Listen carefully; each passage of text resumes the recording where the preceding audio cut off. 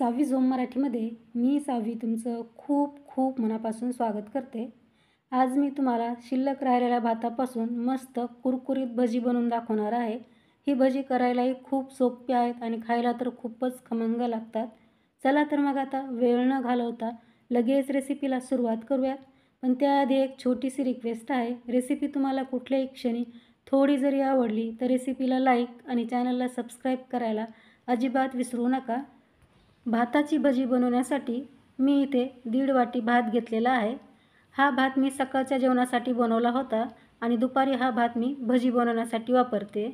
हा 1.5 वाटी भात आहे। भजी तुम्हाला किती प्रमाणात बनवायचे त्यानुसार तुम्ही भाताची क्वांटिटी कमी अधिक करू शकता। आता या भातामध्ये आपण काही भाज्या आणि मसाले ॲड करूयात। तर एक मोठा कांदा असा बारीक चिरून घालायचा आहे। कांद्याचं प्रमाण तुम्ही तुमच्या आवडीनुसार कमी अधिकही करू शकता। आता 2 हिरव्या मिरच्या बारीक चिरून घालायच्या आहेत। आता पाव चमचा ओवा घालायचा आहे, पण ओवा डायरेक्ट न घालता असा हातावरती घेऊन क्रश करायचा, म्हणजे ओव्याचा फ्लेवर रिलीज होतो आणि नंतर यामध्ये घालायचा। आता अर्धा चमचा जिरे घालायचे आहेत, पाव चमचा हळद घालायची आहे। आता अर्धा चमचा लाल तिखट घालायचं आहे, किंवा लाल तिखट तुम्ही तुमच्या आवडीप्रमाणे कमी अधिकही करू शकता। आता 1 चमचा किसलेलं आलं लसूण घालायचं आहे। याच्याऐवजी तुम्ही आलं लसूण पेस्टसुद्धा घालू शकता। आता भरपूर सारी बारीक चिरून घेतलेली कोथिंबीर घालायची आहे। आता चवीपुरतं मीठ घालायचं आहे। तर भात शिजवतानासुद्धा आपण यामध्ये मीठ घालतो, ते लक्षात ठेवूनच इथे मिठाचा वापर करायचा आहे। आता 2 टेबलस्पून बेसन पीठ म्हणजे चण्याच्या डाळीचं पीठ घालायचं आहे। खूप जास्त इथे बेसन पिठाचा वापर करायचा नाही। आता 1 छोटा चमचा तेल घालायचं आहे आणि हे सर्व जिन्नस छान मिक्स करत याला मॅश करायचं आहे। ही भाताची भजी करायला खूप सोपी आहेत, अगदी झटपट होतात आणि खायलाही खूप टेस्टी लागतात। यामध्ये मी कमीत कमी मसाले आणि कमीत कमी भाज्या घातल्यात, पण तुम्हाला जर आणखी काही यामध्ये मसाले आणि आणखी काही तुमच्या आवडीच्या भाज्या ॲड करायच्या असतील तर तुम्ही करू शकता। इथे तुम्ही पाहू शकता भात मी चांगला मॅश करत याचं मस्त असं मिश्रण तयार करून घेतलं आहे आणि याचा आपण जर गोळा करून पाहिला तर परफेक्ट आपला गोळा तयार होतो आहे। अशा प्रकारे जर तुमचं मिश्रण झालं नसेल तर तुम्ही याला आणखी थोडा वेळ मॅश करू शकता, किंवा यामध्ये तुम्हाला जर थोडंसं पाणी लागलं तर एखादा चमचा पाणी घालून तुम्ही परत याला छान मिक्स करून घ्या आणि नंतरच भजी बनवायला सुरुवात करा। तर आपलं मिश्रण तयार आहे। आता लगेच भजी बनवायला सुरुवात करूयात। त्यासाठी इथे मी गॅसवरती तेल अगोदरच गरम करायला ठेवलं होतं।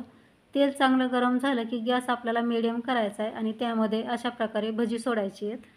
भजी टाकताना जर हाताला मिश्रण चिकटत असेल तर हात थोडासा पाण्यात बुडवायचा आणि नंतर मिश्रण हातात घेऊन अशा प्रकारे कढईमध्ये सोडायचं, म्हणजे पटापट आपल्याला भजी बनवता येतात।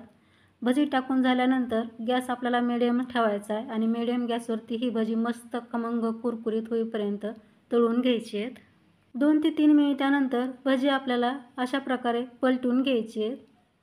भजी तळत असताना गॅस खूप जास्त कमी ठेवायचा नाही। तुम्ही खूप कमी गॅसवरती भजी तळली तर भजी तेलकट होऊ शकतात आणि जास्त फुल गॅसवरती ही भजी तळली तर बाहेरून पटकन लाल होऊन भजी आतमध्ये कच्ची राहण्याची शक्यता असते। त्यासाठी आपल्याला मीडियम गॅसवरती ही भजी मस्त खमंग कुरकुरीत होईपर्यंत तळून घ्यायची आहेत। इथे तुम्ही पाहू शकता भजी आपली मस्त तळली आहेत, याला रंगही खूप सुरेख आला आहे आणि मस्त भजी कुरकुरीत झाली आहेत। आता बाहेर काढून घ्यायचे आहेत। काढताना झारा असा थोडासा आडवा करायचा, म्हणजे एक्स्ट्राचं तेल कढईमध्ये वापस जातं आणि पहा खूपच सुंदर आपली ही भजी तयार झालीत। आता राहिलेली भजीसुद्धा आपण याच पद्धतीने तळून घेऊयात। इथे तुम्ही पाहू शकता संपूर्ण भजी मी बनवून घेतलीत। करायला खूप सोपी, खायला मस्त खमंग कुरकुरीत भाताची भजी तयार झालेली आहेत। ही गरमागरम भजी तुम्ही सॉससोबत सर्व करू शकता, हिरव्या चटणीसोबत सर्व करू शकता, किंवा मग गरमागरम चहासोबतसुद्धा ही भजी तुम्ही सर्व करू शकता। खूप टेस्टी लागतात। तर ट्राय करून पहा आणि कसे झाले हे मला कमेंटमध्ये सांगायला अजिबात विसरू नका। रेसिपी तुम्हाला आवडली असेल तर रेसिपीला लाईक शेअर करा।